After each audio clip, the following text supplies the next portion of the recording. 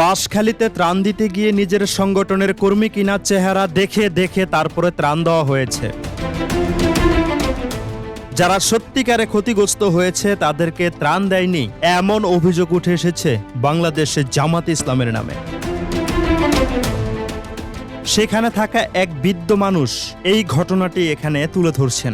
এই ঘটনাটি বলতে গিয়ে সাবেক প্রধানমন্ত্রী শেখ হাসিনার উপরে ক্ষোভ ঝাড়ছে। আসুন আজকের এই ভিডিওটি শুরু করা যাক। সেখানে কি এমন ঘটনা ঘটল যেই কারণে হিটলার এবং শেখ হাসিনার নাম সে এখানে তুলে ধরেছে।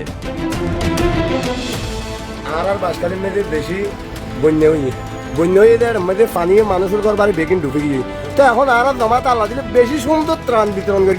এক গরম মাটি দুই ভাই আছে এক ভাইয়ের ঘর ভাঙে গিয়ে ওই ইতে ত্রাণ না পাই ইটার সাথে বেশি না আমলি জমাত আছে ইতের এই অনুদান দিয়ে।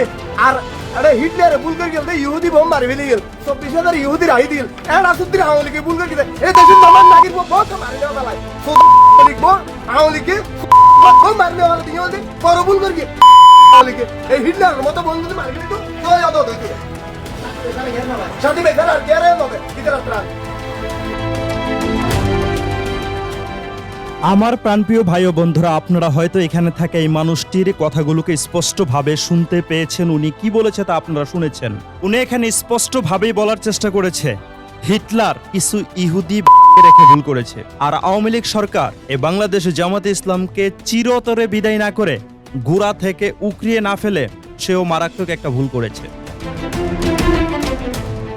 সেও যদি একদম গোড়া থেকে উকরিয়ে ফেলে দিত তাহলে এই সমস্ত কাজ কারবারগুলোকে আমাদের দেখতে হতো না। এখানে থাকা এই মানুষটি এমন অভিযোগ করেছে তার চোখের সামনে দুইজন ভাই, একজন ভাই বন্যার পানিতে অনেক ক্ষতিগ্রস্ত হয়েছে, আরেকজন ভাই বন্যার পানিতে ক্ষতিগ্রস্ত হয়নি।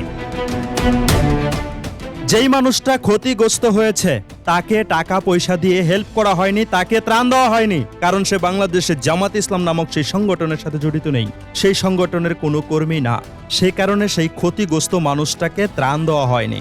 তারই আপন ভাই যে মানুষটা ক্ষতিগ্রস্ত হয়নি সেই মানুষটাকে ত্রাণ দিয়ে ডুবিয়ে দিয়েছে। তার মানে এত পরিমাণে ত্রাণ তাকে দিয়েছে যেটা বলার বাইরে। যে সত্যিকারের ক্ষতিগ্রস্ত হয়েছে তাকে কোনো প্রকারে ত্রাণ দেওয়া হয়নি।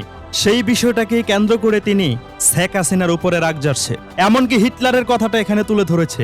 হিটলার ভুল করেছিল কিছু ইহুদি রেখে, আর আওয়ামী লীগ সরকার ভুল করেছিল বাংলাদেশে জামাতে ইসলামকে পুরোপুরি শেষ না করে। যেহেতু বাংলাদেশে জামাতে ইসলাম বাংলাদেশের বিরোধিতা করেছিল, পাকিস্তানের পক্ষ নিয়েছিল, বাংলাদেশটা স্বাধীন হোক এটা চায়নি, দেশের পক্ষে রাষ্ট্রের পক্ষে শেখ হাসিনা যেহেতু জামাতকে নির্মম করে দিতে চেয়েছিল, জামাতকে নিঃশেষ করে দিতে চেয়েছিল, সে পুরোপুরি নিঃশেষ করতে পারেনি। এখানেই উনার ব্যর্থতা। এই কথাগুলোই তুলে ধরেছেন এখানে থাকা এই মানুষটি। আমি যদি নিরপেক্ষভাবে এই কথাগুলোকে বলতে যাই তাহলে স্পষ্টভাবেই বলতে হচ্ছে প্রত্যেকটা মানুষই যে আপনার সংগঠনের কর্মী হবে, অনুসারী হবে, এটা ভাবাও কিন্তু ভুল। আর আপনার সংগঠনের কর্মী না হলে, অনুসারী না হলে আপনি তাকে সাহায্য করবেন না, এটা কোনো ইনসাফের কাজ হতে পারে না। ইসলামী আন্দোলন বাংলাদেশ তারাও কিন্তু মানুষকে ত্রাণ দিচ্ছে, সাহায্য করছে। তারা কিন্তু কখনো ব্যক্তি দেখে, ধর্ম দেখে মানুষকে সাহায্য করছে না। যারাই ক্ষতিগ্রস্ত সামর্থ্য অনুযায়ী তাদেরকেই সাহায্য করছে। এমন দ্বিমুখী আচরণ তারা করছে না। বাংলাদেশ জামাতে ইসলামের নামে এমন অনেক অভিযোগ আছে।